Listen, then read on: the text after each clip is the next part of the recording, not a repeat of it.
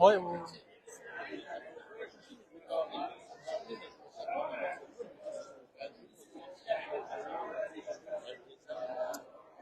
Bonjour en fait aux personnes qui commencent à rentrer. On voit que le monde commence à rentrer dans le live. Donc on va commencer à peu près 5 minutes le live là, justement sur l'entretien de serre, la fermeture de serre avec Daniel. Donc on vous attend en grand nombre pour le live là, avec Daniel Dion sur l'entretien. Donc on va commencer à peu près dans 5 minutes.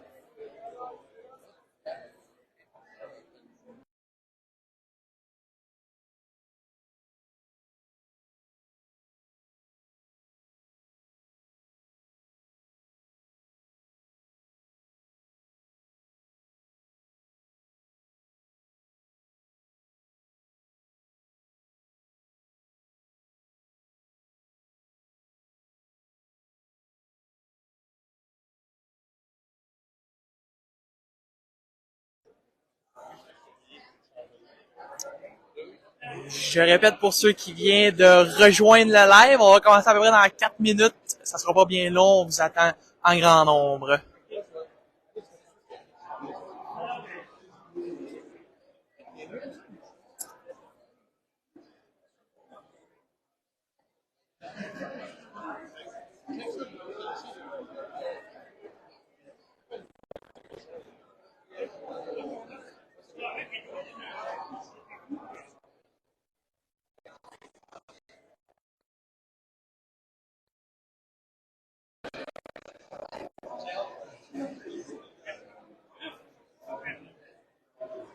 Tu peux venir. On va changer de...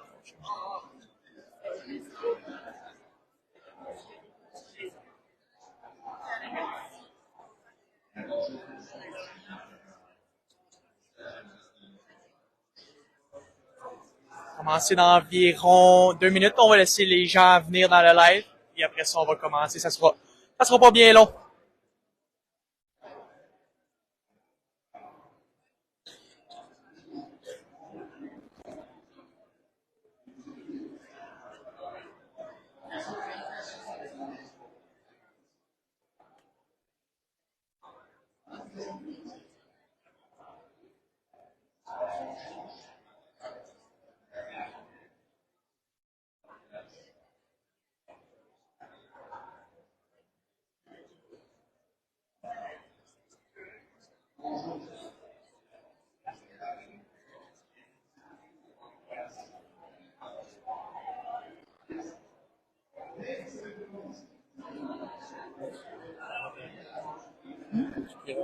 Ça rentre, ça rentre.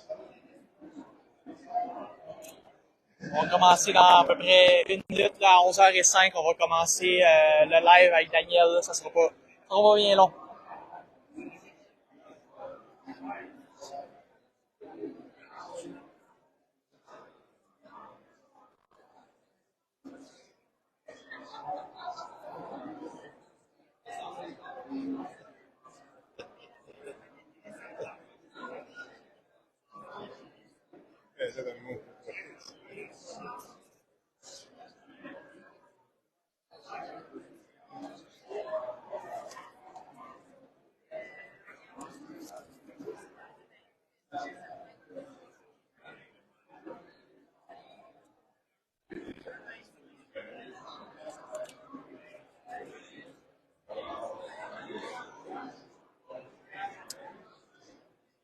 Bon, on est prêt? Ah oui. On est prêt. Bonjour à tous. En fait, on est en direct du Salon de l'Agriculture, dernière journée. J'espère que vous êtes venus nous voir. J'espère que vous avez passé une belle journée aujourd'hui. En fait, on est en direct avec Daniel Dion sur l'entretien de serre. C'est quoi les bonnes méthodes, quoi faire, quoi ne pas faire sur l'entretien et la fermeture d'une serre. tous les trucs et tout ça. On va en discuter avec Daniel Dion, notre représentant. Ça fait combien de temps que tu es à peu près, Daniel? 10 ans, 9 ans? Une dizaine d'années que tu es avec nous chez TC. Fait qu'il a assez beaucoup d'expérience. Il connaît vraiment tous les bienfaits et tout là pour vraiment l'entretien de la serre. Donc, c'est le même principe que ce qu'on a fait avec Audrey et Alexandre. En fait, on va poser les questions qui reviennent le plus souvent, justement, de nos clients ou qu'on entend un peu partout. Donc, on va commencer avec une première question tout de suite, Daniel, pour commencer. C'est quoi, en fait, quelles sont les étapes à suivre pour une fermeture de serre efficace sans tracas? Je te laisse aller répondre là-dessus. Merci Maxime. Donc, c'est bien important qu'au départ, on va situer les types de serres. Donc, on sait qu'on a des serres individuelles et aussi on a des serres jumelées. Les étapes pour les deux types sont sensiblement les mêmes, mis à part que lorsqu'on a 2 ou 3 ou 4 serres jumelées, là, il y a une différence, une petite différence qu'on va en reparler un petit peu plus tard. Donc, une fois qu'on est bien situé sur les types de serres, la première chose qu'il faut faire, donc on a fini notre saison, on fait une inspection visuelle intérieure-extérieure de toutes les polyéthylènes, à savoir s'il est peut-être fait une petite fissure en été. On les colmate avec du polypatch, avec un tape spécial pour ça, pour être sûr qu'on n'a pas de perte d'air. Ensuite, on va passer à la deuxième étape d'aller vérifier à l'intérieur notre système de gonflage, la soufflerie, toute la tuyauterie, donc tous les tubes qui vont connecter votre polyéthylène pour le soufflage. C'est sûr que si on a un tube qui était trop long, qui était pendant et qui a eu, pendant l'été, il y a du vent, il peut se fissurer. À ce moment-là, c'est important de vérifier. Un petit truc à moi, je prends un escabeau, je prends le truc de l'allumette. Je me promène avec une allumette en bois, je la gratte, je la passe le long du tuyau. S'il y a une fuite, vous allez voir, elle va s'éteindre. Vous êtes sûr qu'on remplace le tuyau à ce moment-là. Donc, ça, c'est la première chose à faire. Et naturellement, on s'assure que la soufflerie est en bon état. Une fois ceci fait, on va fermer nos ouvertures. Donc, pour le côté ouvrant,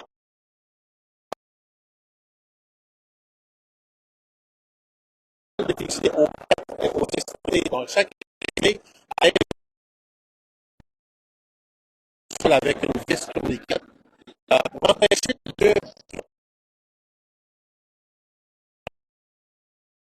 Et on s'assure que le moteur de côté ouvrant, si on en a un, la manivelle, c'est pas grave, elle est faite pour ça, mais le moteur, il est protégé contre la pluie, mais vu le froid, il est possible là, que les cils se ratissent un peu. On va le protéger, on va l'envelopper dans un plastique, on va le taper comme il faut. Et ce qui est bien important, un moteur de courant, c'est pesant. Il va falloir absolument que le support, on va lui mettre un support en dessous pour pas qu'il soit vide, qu'il pèse dans le vide tout seul. De cette façon-là, ben, on s'assure que le moteur il est protégé. Donc, ça, c'est la première étape pour les côtés ouvrants. Pour le toit ouvrant, ben, il faut l'attacher. Avec le réchauffement climatique, avec les changements de climat qu'on a, on a des vents des fois qu'on ne voyait pas il y a quelques années. Donc, c'est important, je recommande aux gens, une fois que le toit est fermé, d'attacher le bras chacun des bras du toit avec l'arche, avec à l'aide d'une corde, on les attache comme il faut. On essaie de prendre une corde de qualité, là, un quart de pouce, on fait une coupe de tour, on les fixe. Pour quelle raison? J'ai un client qui me dit pourquoi est-ce qu'on ferait ça? Il est bien étanche, le vent ne lèvera pas. C'est pas l'air qui va arriver en dessous qui va le lever, il est fermé. C'est la forme du toit qui est un peu comme un aile d'avion qui va faire que l'écoulement d'air en rapidité va créer une succion puis il va chercher à se lever. Donc, si on l'attache, on vient de protéger notre toit. Donc, ce sont des systèmes qu'il faut vraiment arrêter comme il faut. Il reste aussi à vérifier si vous avez des pressions positives, pressions négatives. À ce moment-là, si vous n'avez pas de capot extérieur pour les protéger, ben il faut les fermer. Il faut prendre un polythène, les fermer pour pas que les volets battent au vent, ils se défassent. Donc, normalement, chez nous, quand on met un système de pression positive, on a un capot protecteur pour que l'air rentre par en dessous. C'est suffisant, ça fait la job, ça protège. Et une fois ceci fait, il faut s'assurer aussi que notre système de gestion, si on en a un motorisé, système de gestion climatique, de voir quelles sont les procédures d'arrêt. Donc, c'est sûr que là, il faut vous consulter votre fournisseur. Dans le cas d'une compagnie, il va vous dire, ben, tu peux le laisser sous tension. Cependant, ben, il faut mettre tout ce qui est on à off pour pas que durant l'hiver, il décide d'ouvrir le toit puis c'est attaché. Donc, on aurait un bruit. Donc, ça, c'est très, très important. Et entre autres, quand vous avez une station météo, je sais que j'ai vu quelquefois l'hiver qu'il y a des gens qui vont arrêter l'anémomètre, ils vont l'assir dans un plastique pour pas qu'il vibre, pour pas qu'il soit dans la glace, dans le verglas, dans la neige. Donc, ce sont des points à vérifier avec votre fournisseur de système de gestion climatique. Et une fois que tout ça fait, notre serre, elle est prête à recevoir l'hiver. Il faut que tout au long de l'hiver, vous vous teniez au courant par les rapports météo de ce qui s'en vient, quelle tempête qu'on va avoir, quel verglas qu'on va avoir, quel vent qu'on va avoir. Ce sont des points très, très importants à surveiller parce que par la suite, on va passer à la prochaine étape. Ce sont des actions qu'il faudra faire en conséquence. Bien, un gros merci Daniel pour cette question, super intéressant pour vrai, les étapes de justement la fermeture de l'entretien, ça c'est hyper primordial. On va tout de suite passer à la deuxième question en fait, puis je rappelle aussi si vous avez des questions, vous pouvez les écrire dans le chat, là, on va y répondre à la fin, là, n'hésitez pas. Surtout les questions d'entretien de fermeture de serre, ça va faire Daniel, ça va faire un plaisir d'y répondre là. En fait, c'est notre conseiller il est là pour ça. Donc la deuxième question, on est prêt? Oui. Quelles sont les actions primordiales à effectuer pendant l'hiver pour bien protéger son investissement, Daniel? Je te laisse répondre là-dessus. Merci, Maxime. Donc, écoutez, comme je viens de dire, une fois qu'on a mis notre serre en hivernement, il faut se tenir au courant de la météo. Et c'est par rapport à la météo qu'on va faire des actions.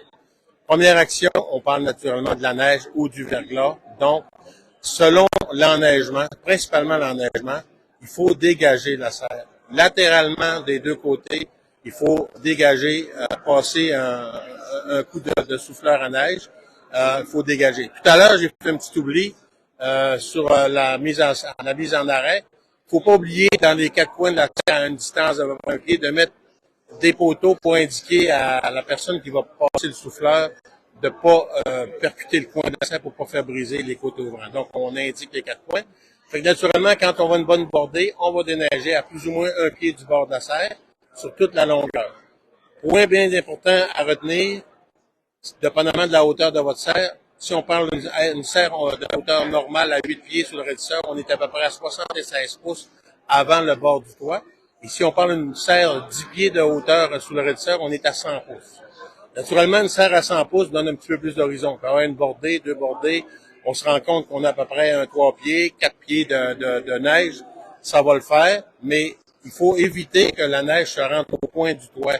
C'est pas le côté de la serre qui est dangereux, c'est l'accumulation sur la pente des toits. C'est ce qu'on veut éviter.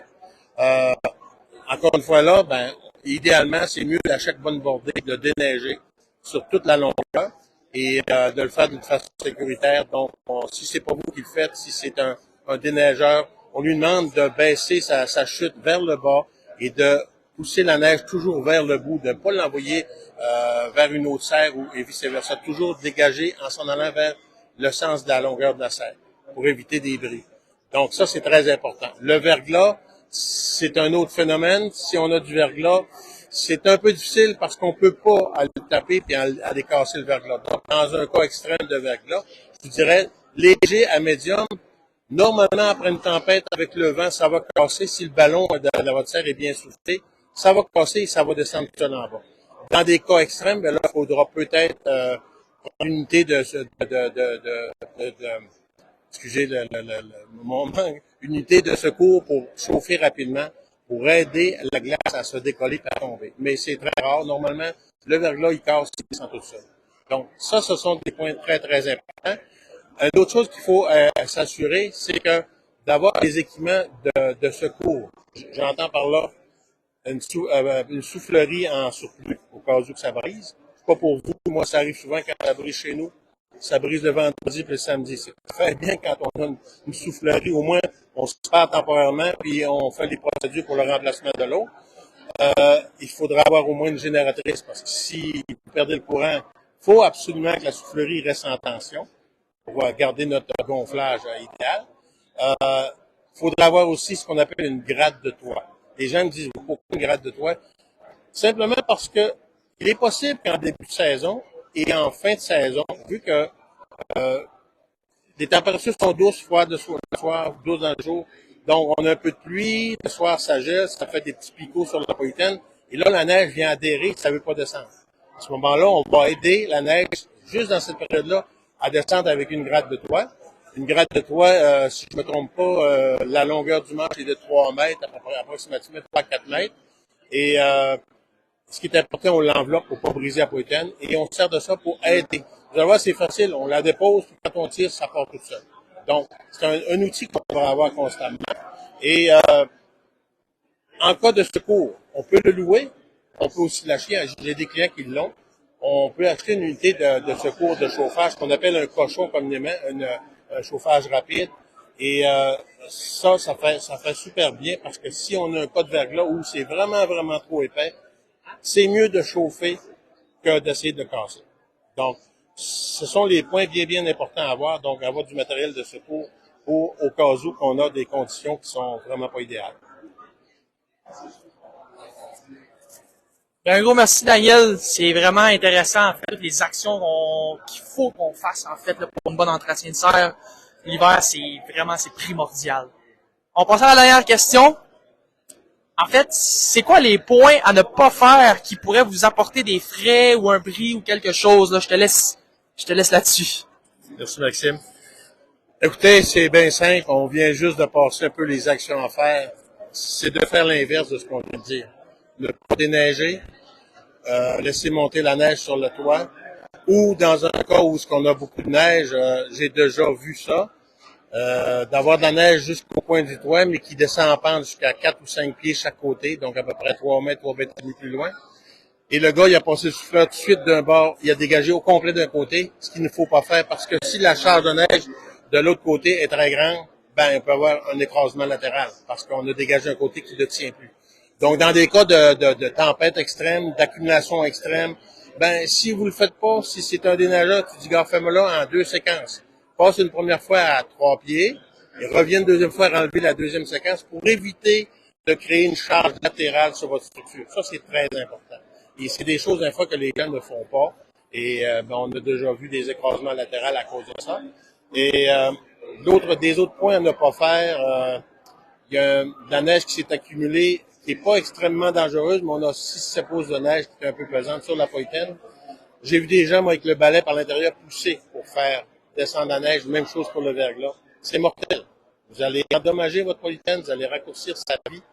Puis au bout de la ligne, ça coûte des sous, puis ça vous avantagera pas, puis c'est même dangereux. C'est le même principe pour le grattage.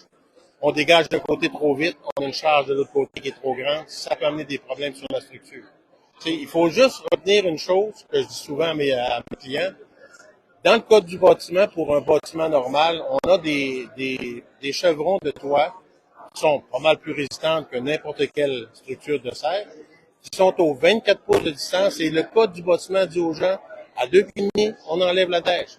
Il faut absolument qu'on aille dans ce même sens-là si on veut protéger notre structure. Donc, ce sont les 2 points, je viens de vous dire, des points qui sont vraiment mortels. J'ai vu des gens taper sur le verglas parce qu'il était épais, le casser, là, ça glisse.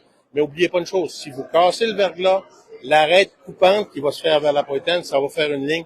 Et le prochain coup qui va avoir du froid intense, moins 25, moins 30, c'est à cet endroit-là que la poitaine va couper. Et ça fait bizarre parce que j'ai vu des poitaines coupées sur 3, 4, 5 pieds de long, bien droites, comme si on l'avait coupé avec une règle, un exacto, et c'est carrément le verglas qui a fait ça. Donc, c'est des choses à ne pas faire. Et un dernier point, ben écoutez, les équipements que je parlais tantôt, avoir les équipements en secours, soufflerie, un cochon, un chauffage d'urgence, une gratte de toit, ce sont des équipements, une génératrice d'équipements qui sont nécessaires qu'on doit avoir. On n'a pas le choix. Vous savez, Hydro-Québec, bon, quand même un bon réseau, mais des fois, ça tombe. Quand ça tombe, ben, on n'a plus d'électricité et il faut souffler. Une dernière petite chose que je voudrais vous mentionner, il n'y a pas de risque. Si vous avez un doute, il n'y a pas de risque d'aller augmenter la pression d'air dans vos valves. Donc, si, je le dis souvent, les gens disent, ouais, comment est-ce que je peux être sûr que je suis bien gonflé? Je vais vous donner un petit truc. À l'intérieur de votre serre, avant que l'hiver commence, vous rentrez dans la serre, vous placez entre le centre et le côté droit ou gauche, à votre choix. Vous levez la tête, vous essayez de repérer la distance entre les deux poitaines dans le plus épais. Une distance qui joue entre 12 et 14 pouces, c'est excellent pour le toit. Et dans les bouts, vous allez vérifier ensuite, ça peut arriver que vous ayez 16, 18 pouces d'épais. Des gens disent, ouais, c'est gonflé beaucoup. C'est excellent aussi.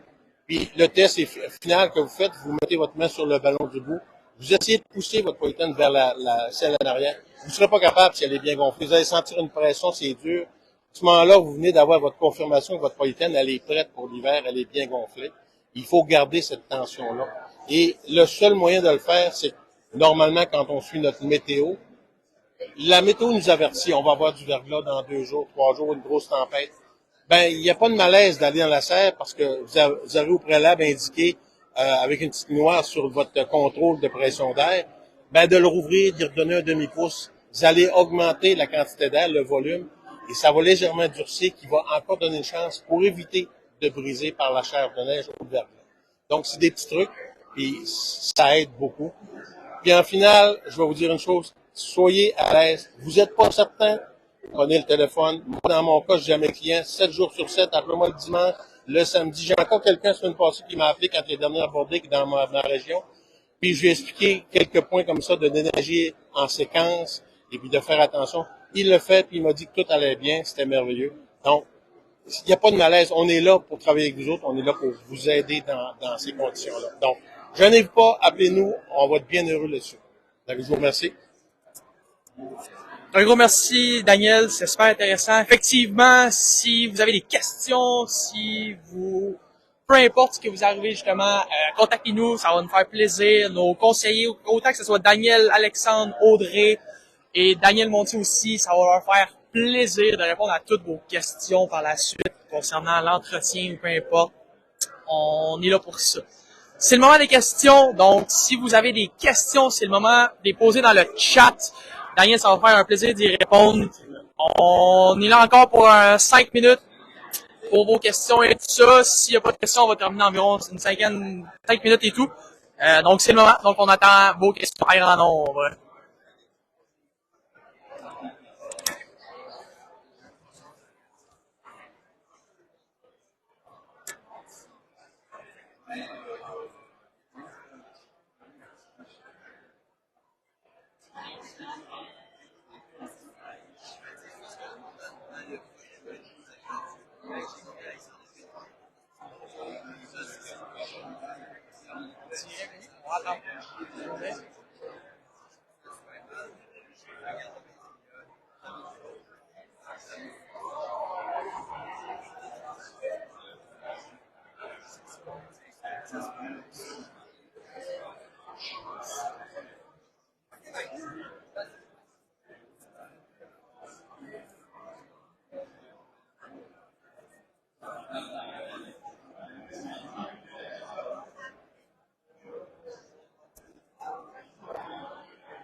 Je répète pour les gens peut-être qui n'ont pas entendu ou peu importe, c'est le moment de poser vos questions.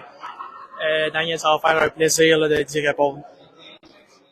On prend aussi tout commentaire positif, un like, ça va nous faire chaud au cœur. On fait ça pour vous parce que justement, on veut être proche de vous, on est proche de nos clients, puis on sent que c'est apprécié, puis on est là pour vous.